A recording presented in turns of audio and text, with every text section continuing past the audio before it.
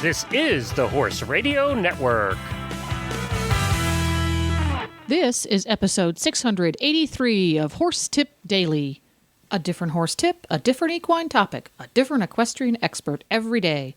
Horse Tip Daily brings the world of equine knowledge to you, one day at a time. Today's tip is brought to you by EquestrianCollections.com.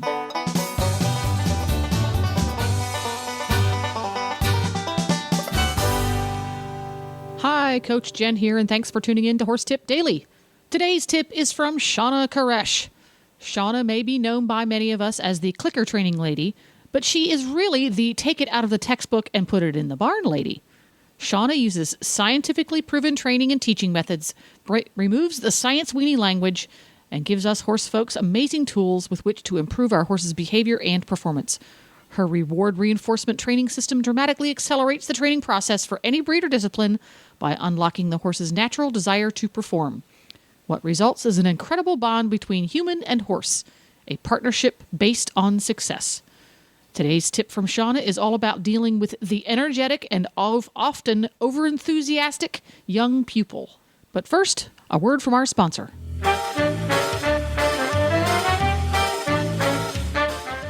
Hi, Glenn, back with you from the Horse Radio Network. I'm here with Debbie with the Equestrian Collections Product of the Week. You know, I want to ask all of our listeners, doesn't it just make you crazy when your spray bottle just doesn't work? It either leaks or it breaks and you're squishing that thing and nothing comes out and you can't get underneath your horse.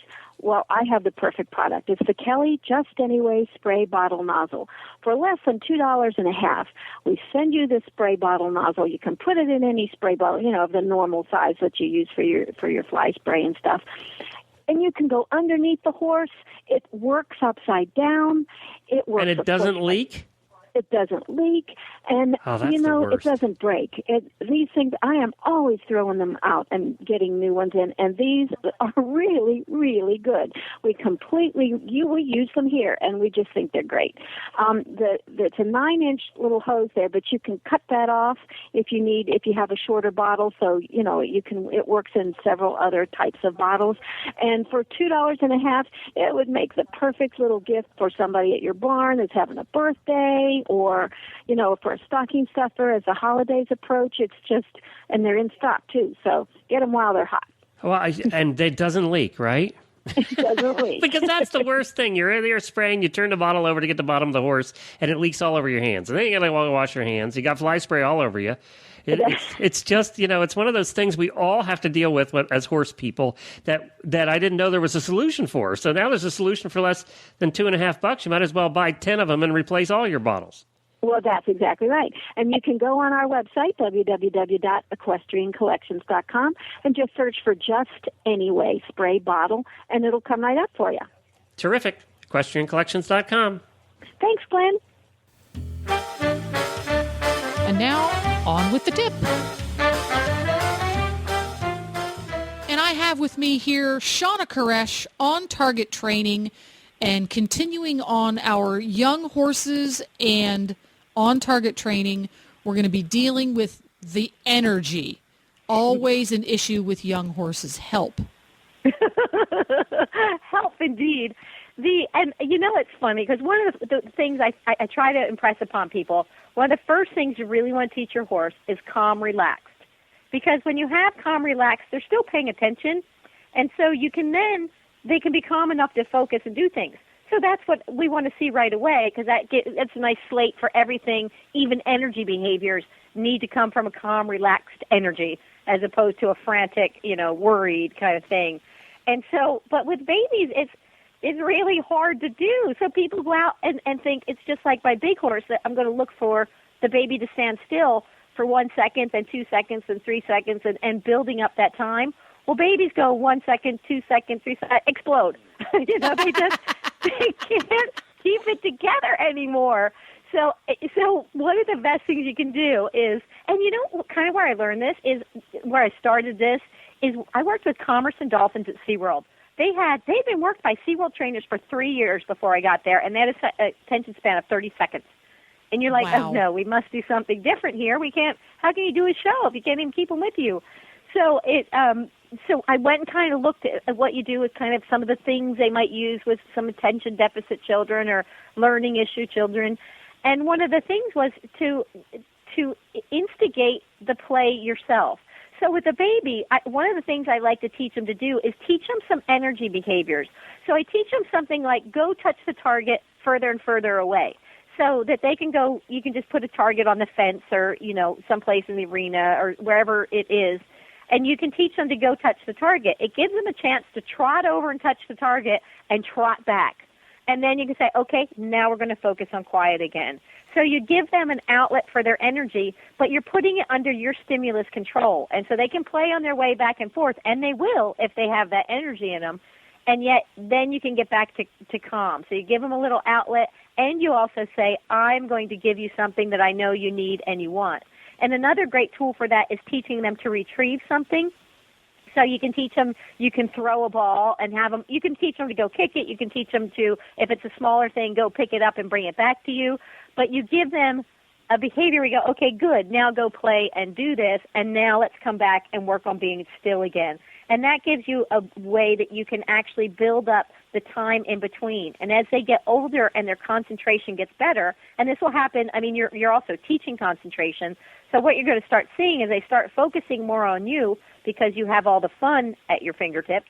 And then it also, as well as the reinforcement, but sometimes the energy is more, more wanting to have more energy than the reinforcement.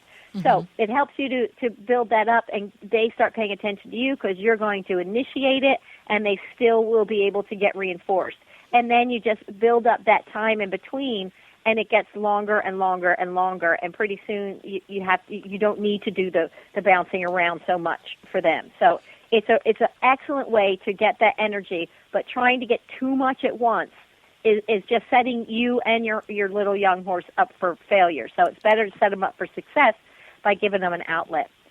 And the other thing it does in there that helps too is it give them time to be with babies. So they start learning, okay, my playtime happens over here with horses.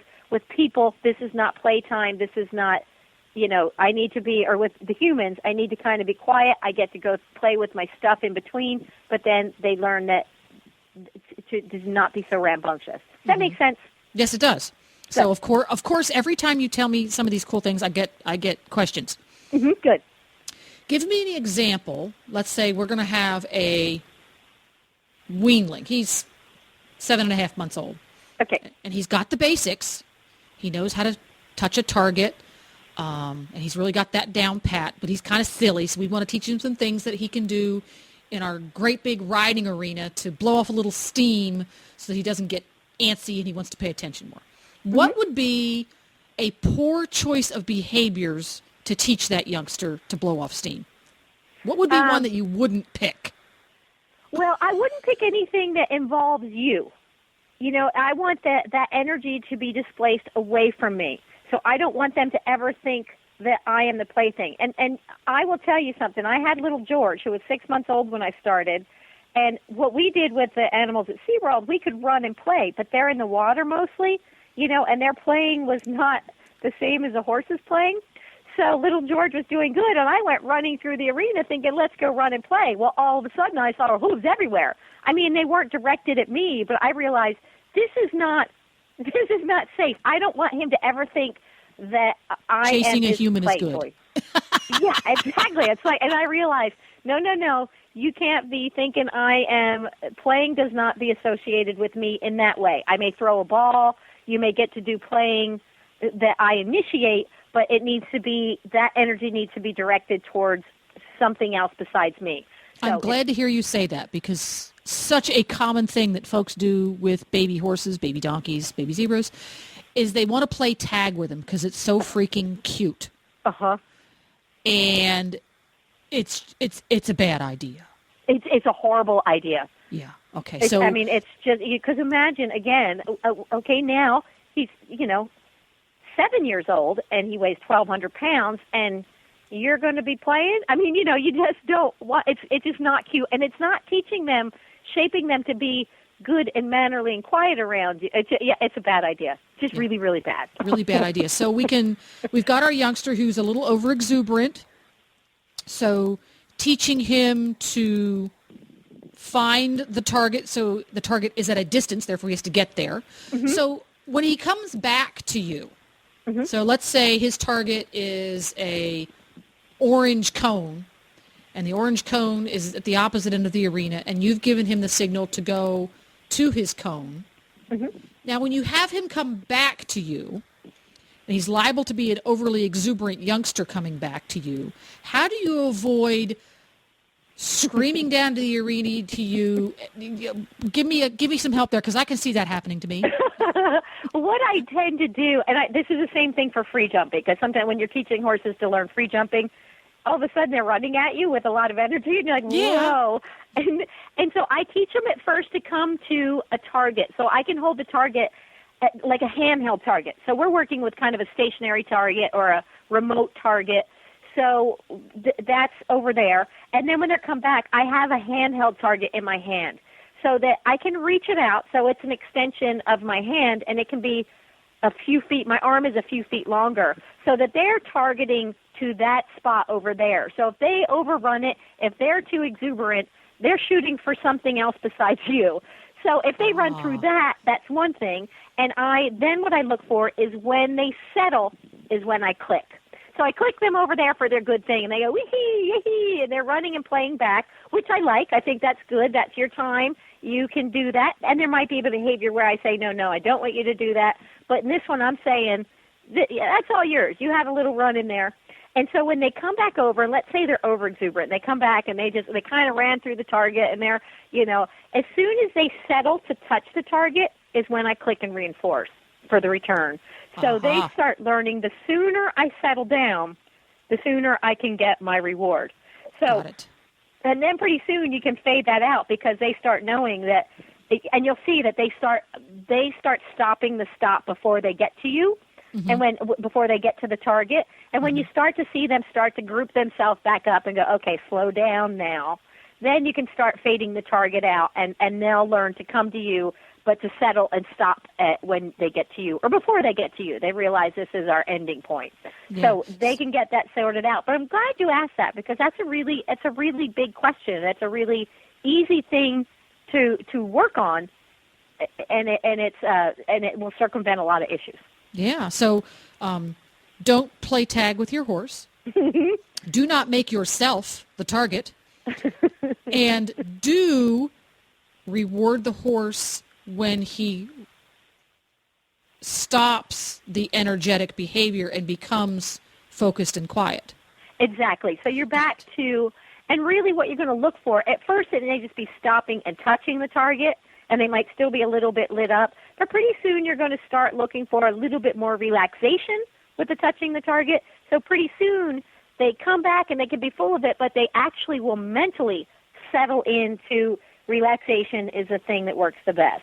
So they go, wee-hee, all that, and then it's like, okay, come back, okay, now quiet, focus, so that they can learn to channel that energy. I always want horses, I love lots of energy in my horses, but I want them to learn how to channel it and use it in the right spots versus, willy-nilly, so that they can think, okay, and you know what, this is a great example. Now, this isn't a young horse at this point anymore, but I was riding Mint, and he was still relatively young, and he was just, he's a thoroughbred, racing stock thoroughbred, and he loves to run. I mean, belly to the ground, run.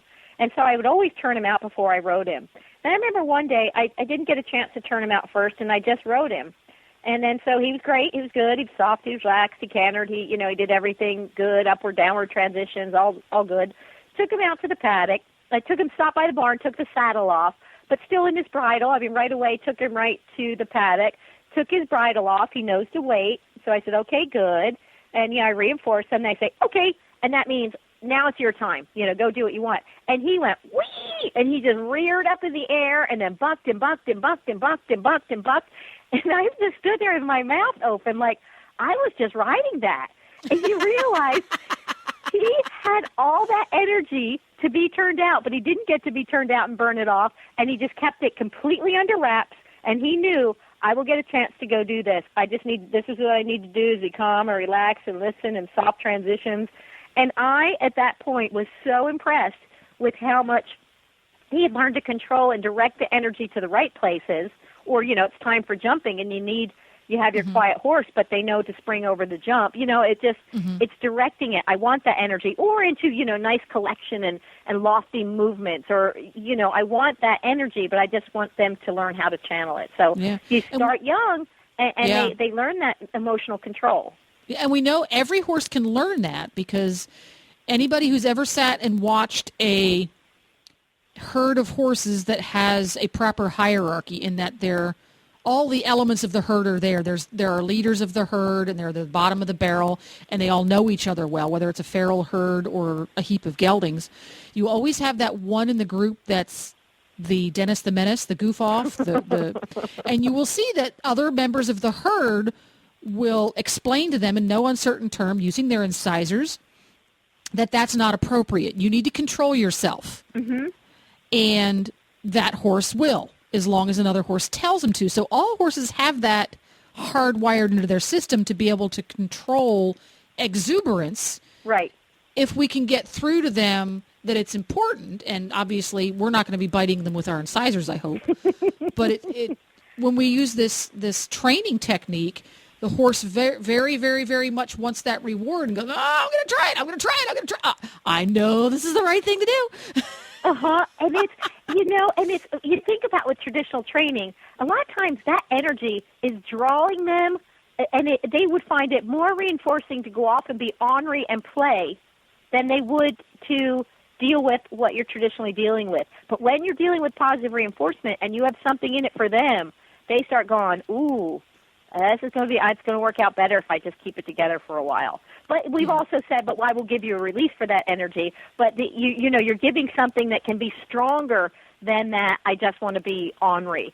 So that's where the positive reinforcement really helps them to, from their inside, from their minds, learn about that emotional control and keeping it together. So it's really fun to see.